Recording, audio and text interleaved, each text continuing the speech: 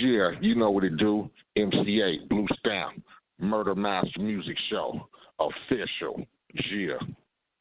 I really didn't think much of it because I didn't really think they was gonna give me the part at first. So, I mean, I read this. I mean, I got the script. Gave me the script. I read the lines. I seen the character they wanted me to play. I came into a meeting. I read for them. You know, fortunately, moms, used to be on my ass, so I had to go to school, so I knew how to read. Um, they called me back. Hey, we want you to come read again. I was like, man, why are they wasting time? Because they know they're not going to give me this movie. Myself not thinking that I was at that level. You get me? I mean, I put out a few records. I had out It's a Compton thing. One time gaffled them up. We had a straight checking them out, which I did growing up in the hood. We had a few videos out. I think I did another soundtrack, New Jersey Drive or something like that. Who knows? But I really didn't think nothing of it. And then they called me back again and said, we want to give you the part. So excited, I felt good that I was able to get the role. I mean, but, I was a young cat coming from Compton, still hanging in the hood every day. So it didn't hit me as effectively like it did when that movie actually came out.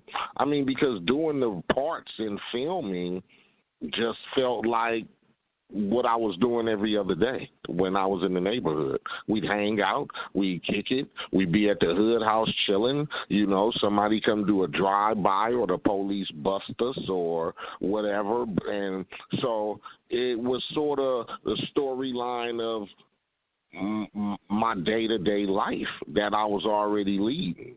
So it didn't make me nervous or whatever, but when the movie actually came out and I had to watch myself on screen and moms and my sister and, homies going to see it and females from school and I felt a little weird because, I wasn't used to that scale of popularity.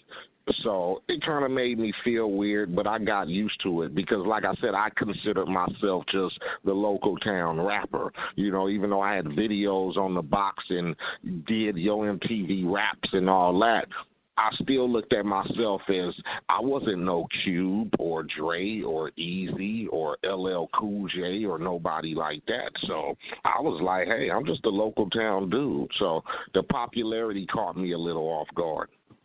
What was it like on this set? I mean, you had like a Pooh Man on there, Too Short, you know what I'm saying, all these guys. It was a cool scene.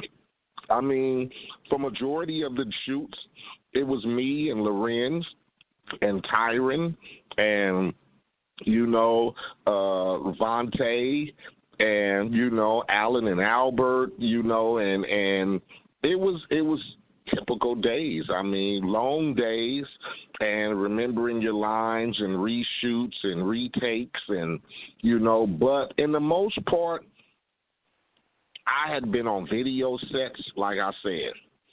They were actors. They were used to it. Tyron had did some stuff. Lorenz had already came from TV. Myself, I'd done I'd done 12-hour video shoots, so it was just a cool atmosphere because it was a lot of more.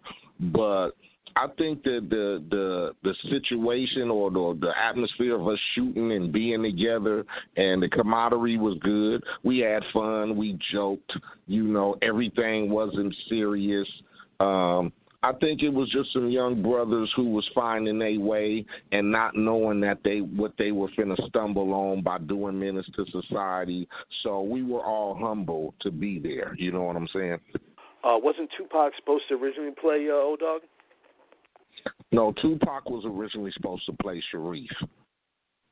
He was supposed to play Sharif, who was played by Vontae. And, unfortunately, everybody knows the situation that happened. It didn't work out because Pac, was very vocal. He was very adamant about wanting to his character wanting his character to be seen more portrayed in the movie of why, there was no explanation to why he was the Muslim or why he was the peace brother, or so to speak. And he felt that with all his other roles, his characters, and what we were representing, that it should be it should be addressed in the movie why he was a Muslim, or why he wasn't the one who, would do the drive-bys or go out to do the whatever like we were doing. And, they didn't want to go through setting up his character of turning Muslim, and he had a problem with that, so he elected not to be in the movie. Who would know what Pac would have brought to the table had he agreed to play the role of that character? Maybe it would have been, bigger than it was. Maybe it wouldn't have, but what transpired and what came out of what was actually put together will always be remembered. And like you said, it's a cult classic. It'll go down in history as one of the good movies that depicts urban life and the pitfalls of, gang environments and, belonging and all that type of shit. So it came out good. I mean, I don't think nobody would change it. Why didn't you want to do anything else or pursue acting anymore? Basically, because I didn't pursue it to begin with. I mean, the Hughes brothers, who were fans of my music, who listened to my records, thought that I would play a good role. And that's where that came from. It wasn't like I heard they were shooting Menace II Society and I'm like, oh, I'm going down there to try out for the role of AWACS. They thought that I would fit good in the role. After that, I didn't get any calls for anything. I maybe got one call to come down and read for something, and it didn't fit me. It was on some comical shit, and I didn't want to do it. So after that, I didn't pursue it because my first love was hip-hop and making music, and that was it. I didn't want to try to get out of my lane of trying to become this next rap actor or whatever, even though a lot of people said that I should have did it, I should have pursued it. But, I'm one of them cats who comfortable with the skin I'm in, and it didn't bother me that I didn't get offered anything. I mean, I ended up doing Thicker Than Water with Mac and Fat Joe, and then I ended up doing a little independent film, the 100 Kilos about Freeway Rick. But other than that, it never sparked my curiosity to go after movie roles and act. I mean, I did it. People appreciated it. I appreciated getting the role, and, I respect everyone who thought it was a good thing, who saw it, but I wasn't into it, really. That's why.